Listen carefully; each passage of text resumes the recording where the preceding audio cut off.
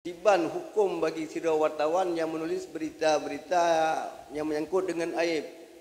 Kamu perlu pencerahan dari Abu menyangkut dengan profesi sira wartawan. Kamu kamu menjawab kawasan tidak. Perlu kejelasan hukum. Mungkin dalam melaksanakan tugas sehari-hari sebagai insan pers. Demikian pertanyaan. Assalamualaikum warahmatullahi wabarakatuh. Assalamualaikum warahmatullahi wabarakatuh. Ditanya hukum itu tidak melihat profesi.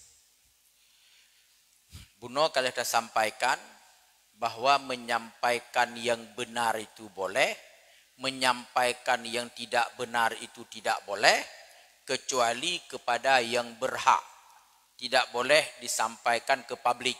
Siapapun tugas, profesi dia. Hanjit lagi nya. Kecuali untuk kebenaran. Contoh, mesti kebenaran. Nyo masalahnya kalian tajak pegah bagatnya, kalian tak pegah menomodi, hana ge peduli, hana ge respon macam-macam. Nyo payah dah pakat rame-rame, je ge dengar habanya, je ge tim ubah akainya. Makiban cara tajak pakat rame-rame, dah halu-halu ke hana mungkin, tak pasal dalam koran. Dengan sebab tak pasal dalam koran, ge ubah atanyan, meyohan han ge ubah, nyan niat God gede mubah bagus. Tapi harus na tahapan-tahapan. Ye buno kali ta merumpok le. Hai, nyah na betul. Lagi nya nubah gede. 3 2 le takalon hana. Dan menurut takalon nyom yoken rame-rame tu hang gede mubah.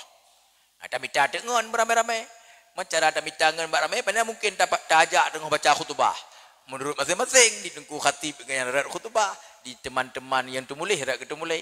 Ya, tapi niat dibunuh. Tapi punya geniatkan igaknya untuk pejatuh kau, geniatkan sekedar untuk buka aib kau itu tidak boleh.